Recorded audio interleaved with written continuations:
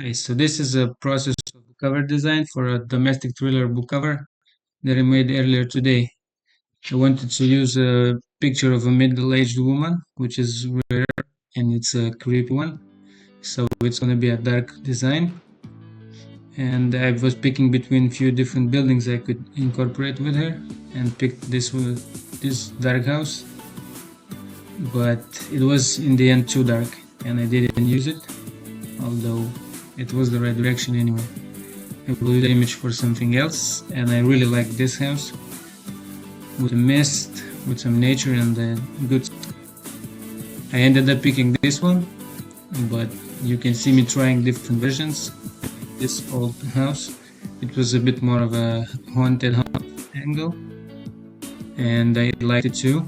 It was this close to picking this one actually, but I ended up using it for a separate cover on its own. So you can see me experimenting with color. I really love that red in there.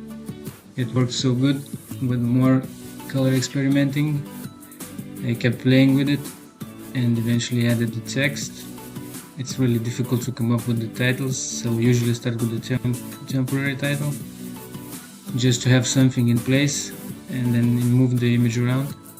See, I really like this red text with the red details, but I decided to switch because I didn't want to use that house with this face. So I settled down on this one and kept improving, kept playing with colors, picking the new color for text. I changed the font from thin and narrow to a more wider one because I needed more space at the bottom below. And then I started looking for my title, which I have a note app list with a 1,000 titles maybe. But since I already used titles on 4,000 premade covers made, I'm running out of them. And you can see me playing with more details, adding finishing touches, changing the colors a bit, background adding a bit lightness, and this was the final design. Hope you enjoyed the process. Subscribe for more.